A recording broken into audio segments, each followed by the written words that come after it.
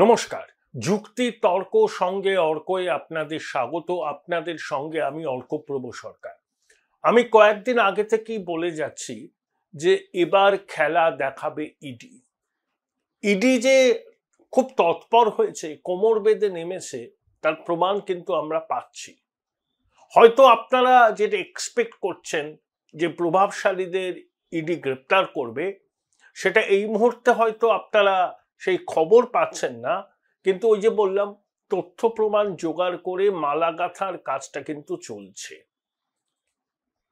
একটা ঘটনা ঘটেছে, সেটা তো বলবো। তার আগে বলি, আমাদের রাজ্যের মন্ত্রী সুজিত বসুর পুত্র, কন্যা, জামাই সবাইকে ইডি তলব করেছে। কারণ পুরনিয়োগ দুর্নীতিতে বহু টাকার লেনদেন হয়েছে বলে অভিযোগ। সেই টাকা মন্ত্রী ঘনিষ্ঠদের ব্যবসায় লেগেছে বলে অভিযোগ। সেই জন্য মন্ত্রী ঘনিষ্ঠ এক বিল্ডার বেলেঘাটায় থাকেন, যিনি কলকাতা শহরে 100টা বিল্ডিং করেছেন, অধিকাংশ স্ট্যান্ড অ্যালোন। তার অফিস এবং দপ্তরে তল্লাশি হয়, জিনিসপত্র বাজেয়াপ্ত হয়। মন্ত্রী ঘনিষ্ঠ আরও এক ব্যবসায়ী, যিনি লেকটাউনে থাকেন, তার বাড়ি এবং গোডাউনে তল্লাশি চালিয়ে নগদ এবং গয়না সব মিলিয়ে 10 কোটি টাকা তারা বাজেয়াপ্ত করেছে। এই খবরগুলো আপনারা জানেন। কিন্তু আর একটা তাৎপর্যপূর্ণ খবর হয়েছে, যেটা পশ্চিমবঙ্গে বিগত দিনে কিন্তু আমরা দেখিনি। ওই গোদালা কিরণ কুমার গোদালা, আইএস অফিসার, 2005 সালের আইএস অফিসার, তিনি এক দুর্নীতিতে যুক্ত বলে অভিযোগ। 2011 থেকে 13 পর্যন্ত শিলিগুড়ি জলপাইগুড়ি ডেভেলপমেন্ট অথরিটির সিইও ছিলেন। সেই সময় তার বিরুদ্ধে ফলস টেন্ডার ডেকে সরকারি টাকা আত্মসাতের অভিযোগ ওঠে। টেন্ডার ডাকা হয়েছে, কোম্পানিকে বরাদ দেওয়া হয়েছে, কিন্তু কাজ কিছু হয়নি। এভাবে 70 কোটি টাকা সাইফন হয়েছে। সেই টাকা নাকি আমলার ঘনিষ্ঠ লোকজন, তার পরিবারের সদস্যদের অ্যাকাউন্টে গেছে। হাওলার মাধ্যমেও টাকা পাচার হয়েছে। সিআইডি প্রথমে তদন্ত করে, শিলিগুড়ির প্রধাননগর থানায় এফআইআর দায়ের করে, তারপরে তারা চার্জশিট পেশ করে, আদালতে পেশ করেছিল, কিন্তু উচ্চবাচ্য কিছু হয়নি। সিআইডির এফআইআর কে ভিত্তি করে ইডি ইসিআইআর ফাইল করে এবং তারপর তদন্ত শুরু করে, এবং শেষ পর্যন্ত সিবিআই আদালতের বিচারক ইডিকে অনুমতি দিয়েছে চার্জ গঠন করা। রাজ্য সরকার অবশ্যই অনুমতি দেয় না। রাজ্য সরকার মানিকের বিরুদ্ধে চার্জ গঠনের অনুমতি দেয়নি, পার্থর বিরুদ্ধে দেয়নি, এই আমলার বিরুদ্ধেও দেয়নি। শেষ পর্যন্ত রাজ্যপাল অনুমতি দিয়েছেন এবং সিবিআই এর আদালতে চার্জ গঠনের প্রক্রিয়া শুরু হয়েছে। আইএস অফিসারদের বিরুদ্ধে ইডির এই পদক্ষেপ সত্যি করে নজিরবিহীন। অতীতেও আমরা দেখেছি যে কয়লা পাচার কাণ্ডে অনেক বড় বড় আইএস আইপিএস অফিসারদের দিল্লির প্রবর্তন ভবনে ডাকা হয়েছিল, সেখানে তাদের বয়ান লিপিবদ্ধ করা হয়। তারপর অন্তত প্রকাশ্যে আমরা জানি না তদন্ত এগিয়েছে কিনা। কিন্তু এবার এই আইপিএস অফিসারের বিরুদ্ধে, গোদালা কিরণ কুমার, তার বিরুদ্ধে যে এই চার্জ গঠন, এটা কিন্তু খুব তাৎপর্যপূর্ণ। দেখুন, অনেকে ইডির নামে অনেক কথা বলেন যে এরা যতটা আস্ফালন করে কাজের কাজ কিছু করতে পারে না, কিন্তু ফিনান্সিয়াল অ্যাকশন টাস্ক ফোর্সের সর্বশেষ রিপোর্টে বলা হয়েছে যে ইডির ভূমিকা খুব সদর্থক। ইডি মানি লন্ডারিং এর তদন্ত যথাযথভাবে করছে এবং 1 লক্ষ কোটি টাকার উপর তারা কিন্তু বাজেয়াপ্ত করেছে। মানি লন্ডারিং এর ফলে যে টাকা পাচার হয়েছিল, সেই টাকা উদ্ধার হয়েছে 1 লক্ষ কোটি টাকার উপর। এই যে বিশিষ্ট শিল্পপতি অনিল আম্বানি, ব্যাংক জালিয়াতিতে অভিযুক্ত তিনি, তাকে তলব করা হয়েছে, তিনি জাননি, কিন্তু তার 7,500 কোটি টাকার সম্পত্তি অ্যাটাচ করা হয়েছে। আমাদের এখানের প্রভাবশালীর 8 কোটি টাকার সম্পত্তি অ্যাটাচ করা হয়েছে। অনেক কিছু আমাদের চোখের সামনে ঘটে না, কিন্তু যারা ইডি এবং সিবিআই কে খবরাখবর করেন, এখন যারা বিটি হয়ে গেছে রিপোর্টারদের, সিবিআই এবং ইডি, তাদের সঙ্গে কথা বলে যেটুকু বুঝতে পেরেছি যে অতটা আশাভঙ্গের কোনো কারণ হয়নি।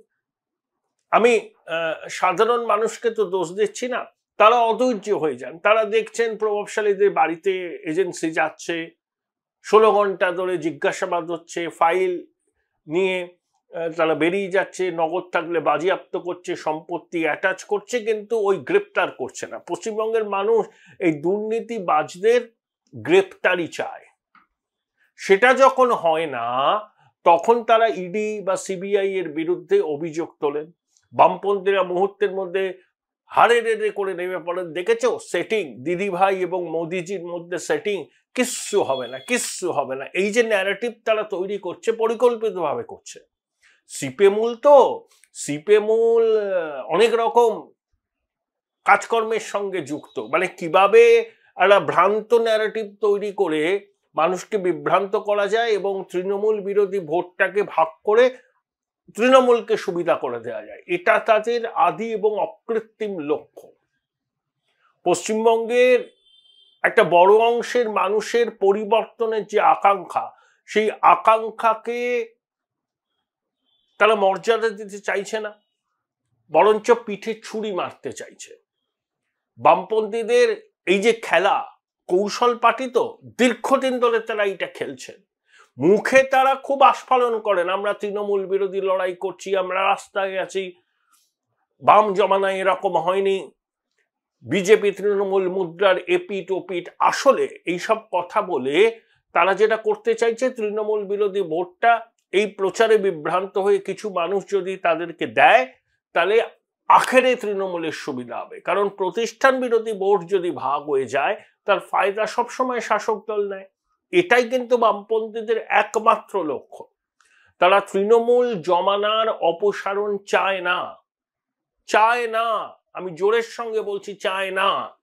তারা চায় এই সরকারকে টিকিয়ে রাখতে, লোক দেখানো আন্দোলন করে, মানুষকে বিভ্রান্ত করে, সেটিং এর তত্ত্ব বাজারে ছেড়ে তারা বকলমে তৃণমূলের সুবিধাটাকুই করে দিচ্ছে।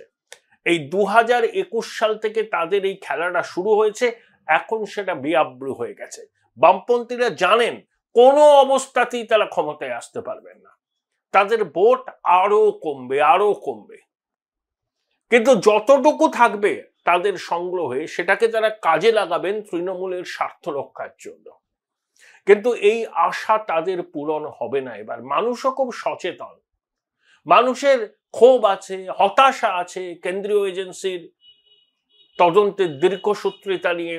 তারা অত লজিক বোঝেন না। আমি যদি বারবার করে বলি যে কাজ চলছে, ভিতরে কাজ চলছে, আপনাদের এই মুহূর্তে যেটা ইচ্ছা সেটা ওইভাবে কেন্দ্রীয় কোনো তদন্তকারী সংস্থা পূরণ করতে পারবে না। তাদেরকে আদালত গ্রাহ্য তথ্য প্রমাণ জমা দিতে হবে, মালাটা গাঁথতে হবে। আমি যখন এগুলো বলি, অনেকে কমেন্ট বক্সে লেখেন যে আপনি ইডি সিবিআই এর হয়ে ব্যাট ধরেছেন নাকি। না না, আমার ব্যাট ধরার কোনো কারণ নেই। তাদের তদন্তের দীর্ঘসূত্রিতা আছে, তাদের উপর রাজনৈতিক চাপ আছে, কেন্দ্রীয় সরকারের শীর্ষ নেতৃত্বের সবুজ সংকেত ছাড়া তারা বড় অভিযান করে না, আমি সব মেনে নিলাম। রাজনৈতিক দলগুলোর সিলেবাসে যখন ইলেকশন, এজেন্সির সিলেবাসেও ইলেকশন। কিন্তু একটা কথা জেনে রাখুন, সেটা হচ্ছে কেন্দ্রীয় এজেন্সিকে আর কোনো রকম তাদের হাত পা বেঁধে রাখেনি কেন্দ্রীয় সরকারের শীর্ষ নেতৃত্ব। তারা বলেছেন আপনারা যেটা মনে করবেন সেটা করবেন, তথ্য প্রমাণ জোগাড় করুন, কোন সময় আপনাদের সঠিক পদক্ষেপটা নিতে হবে সেটা আপনারা ঠিক করবেন। কেন্দ্রীয় সরকারের পক্ষ থেকে কোনো রকম তাদের হাত পা আর বেঁধে রাখা হয়নি।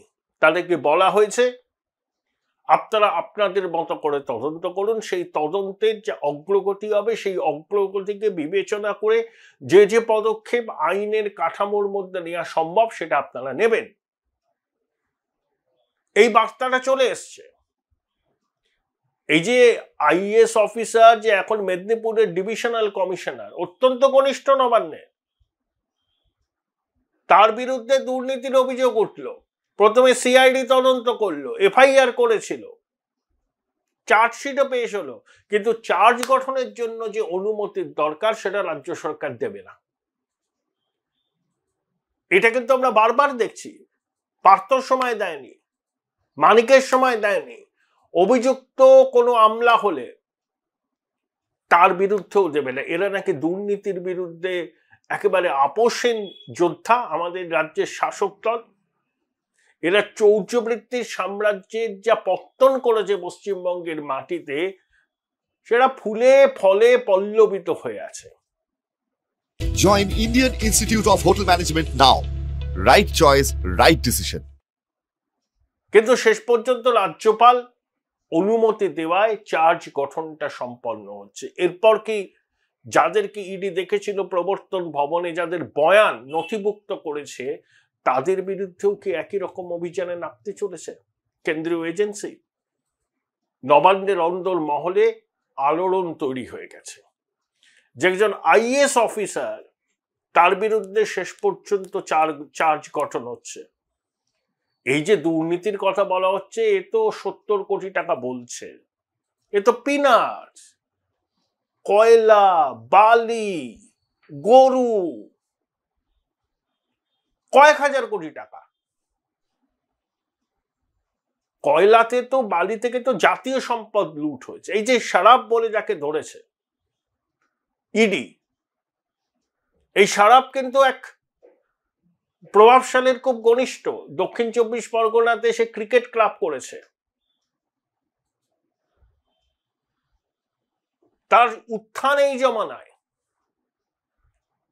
প্রভাবশালী যোগ আছে, নইলে বালির টাকা নয়ছয় করা যায় না। শাসক দলের মদত ছাড়া এই ধরনের ব্যবসা করা যায় না।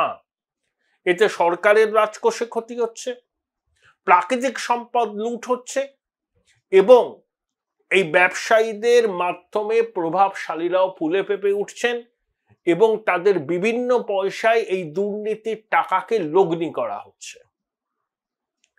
তাহলে প্রথমে ওই শরাফ, বালি পাচার কাণ্ডে যাকে ইডি গ্রেপ্তার করেছে, পুরনিয়োগ দুর্নীতির তদন্তে রাজ্যের প্রভাবশালী মন্ত্রীকে জেলা করেছে 2 বার, তার পরিবারের সদস্যদের জেলা করেছে, তার ঘনিষ্ঠ ব্যবসায়ীদের বাড়িতে এবং দপ্তরে হানা দিয়ে নগদ এবং সোনাদানা বাজেয়াপ্ত করেছে।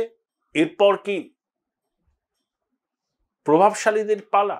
এবং এর মধ্যেই খবর এলো যে রাজ্যপালের অনুমতি পাওয়ার পর সিবিআই এর আদালতে ওই আইএস অফিসারের বিরুদ্ধে চার্জ গঠন হচ্ছে। খুব ইঙ্গিতবাহী। আমি একবার বলেছিলাম না, ডিসেম্বর মাসটা পড়তে দিন, তুর্কি নাচন শুরু হবে রাজ্যে।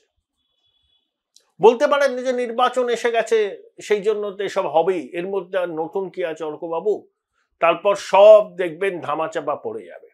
কি ধামাচাপা পড়বে, কি ধামাচাপা পড়বে না, সেটা এই মুহূর্তে বলার জায়গায় আমি নেই। কিন্তু একটা বিষয় বলতে পারি, এজেন্সির হাত পা আর বাধা নেই। তারা যদি মনে করে তাদের কাছে সাফিসিয়েন্ট ডকুমেন্ট আছে, তারা কিন্তু যা যা করণীয় আইনের কাঠামোর মধ্যে দাঁড়িয়ে তারা করতে পারে। কেউ তাদেরকে কোনো রকম হাত পা বেঁধে রাখেনি। সবুজ সংকেত এসে গেছে তাদের কাছে যে আপনারা আইন অনুযায়ী ব্যবস্থা নিন, আইনের পথে চলুন, এমন তথ্য প্রমাণ সংগ্রহ করুন যাতে আদালত গ্রাহ্য হয়। সেই কাজটাই কিন্তু এজেন্সি করছে। আমি বললাম না, ডিসেম্বর মাসে তুর্কি নাচন শুরু হবে। বিহারে এনডিএ ল্যান্ডস্লাইড ভিক্টরি তৃণমূলের ঘুম উড়িয়ে দিয়েছে, কারণ এবারের লক্ষ্য কিন্তু পশ্চিমবঙ্গ। প্রধানমন্ত্রী বলেছেন না যে জঙ্গল রাজ তিনি উৎখাত করবেন পশ্চিমবঙ্গের মানুষের সাহায্য নিয়ে, আশীর্বাদ নিয়ে। রূপক অর্থে বলেছেন গঙ্গা পাটুলিপুত্র থেকে পশ্চিমবঙ্গে আসে। ইঙ্গিত খুব স্পষ্ট। অনেকে বলছেন এ তো শুধু ট্রেলার দেখছেন, ছবি তো এখনো বাকি আছে। আমরা ছবিটা দেখতে চাই। পশ্চিমবঙ্গের মানুষ জানতে চায় এই দুর্নীতির মাস্টার মাইন্ডদের স্বরূপ কবে প্রকাশ হবে। মানুষ ধারণা করছেন অনেক এরা দুর্নীতির মাস্টার মাইন্ড, এরা মেঘের আড়ালে লুকিয়ে সবকিছু পরিচালনা করছেন। পার্থ, মানিক, এরা হচ্ছে প্রভাবশালী তো বটেই, কিন্তু সর্বোচ্চ প্রভাবশালী তো নয়। সর্বোচ্চ প্রভাবশালীর মদত ছাড়া এই প্রাতিষ্ঠানিক দুর্নীতি সম্ভব নয়, একটা বাচ্চা ছেলে পর্যন্ত বোঝে। তাই পশ্চিমবঙ্গের মানুষ ওই সর্বোচ্চ প্রভাবশালীদের পরিচয় জানতে চায়, তারা যাতে আইনের জাল কেটে বেরোতে না পারে সেটা নিশ্চিত করতে চায়। এটা বাংলার প্রত্যেকটা সচেতন মানুষের এই আকাঙ্ক্ষা। তিনি কোন দলের সমর্থক সেটা বিবেচ্য নয়। কেউ শাসক দলের সমর্থক হতে পারেন, শাসক দলের সমর্থক তো অনেক ভালো মানুষ আছেন, তারাও তো এই দুর্নীতিটাকে নিতে পারছেন না। তাদের বাড়ির ছেলে মেয়েদেরও তো চাকরি হচ্ছে না, তাদের চাকরিগুলো তো লুট হয়ে যাচ্ছে, টাকার বিনিময়ে বিক্রি হয়ে যাচ্ছে, তারাও তো একটা শেষ দেখতে চান। এই প্রেক্ষিত রাজ্যের মানুষের পরিবর্তনের আকাঙ্ক্ষা তুঙ্গে, যত দিন যাচ্ছে সেটা বাড়ছে। বিহারে এনডিএ ল্যান্ডস্লাইড ভিক্টরি, ইডির তৎপরতা, খেলা কিন্তু শুরু হয়ে গেছে। এসআইআর তো চলছে রুটিন প্রক্রিয়া, এসআইআর কিন্তু সত্যি রুটিন প্রক্রিয়া। এত হইহট্টগোল হচ্ছে শুধু পশ্চিমবঙ্গে, কারণ শাসক দল এসআইআর হলে বিপদে পড়বে। মতুয়া সম্প্রদায়ের ভাই বোনদের ভোটাধিকার থাকবে। নির্বাচন কমিশন মানে দিল্লির নির্বাচন কমিশনের প্রতিনিধিরা ঘুরে গেছেন, সিইওদের সঙ্গে বৈঠক করছেন। তথ্য প্রযুক্তিকে কাজে লাগানো হবে, এআই কে কাজে লাগানো হবে। প্রত্যেকটা এনুমারেশন ফর্ম আপলোড করার পর সেটা এআই কে কাজে লাগিয়ে যাচাই করা হবে কোনো ভুলভ্রান্তি বা কোনো অসত্য তথ্য সাবমিট করা হয়েছে কিনা এনুমারেশন ফর্মের মাধ্যমে। প্রযুক্তির ব্যবহার হলে পরে দুধ কা দুধ পানি কা পানি হয়ে যাবে। তাই টানটান উত্তেজনা এখন। আর 2 সপ্তাহ বাদেই তো ডিসেম্বর। ডিসেম্বর শাসকের কাছে খুব একটা ভালো কাটবে না বলেই অনেকে বলছেন। তার পূর্বাভাসগুলো আমরা ইতিমধ্যেই পেতে শুরু করেছি বোধহয়।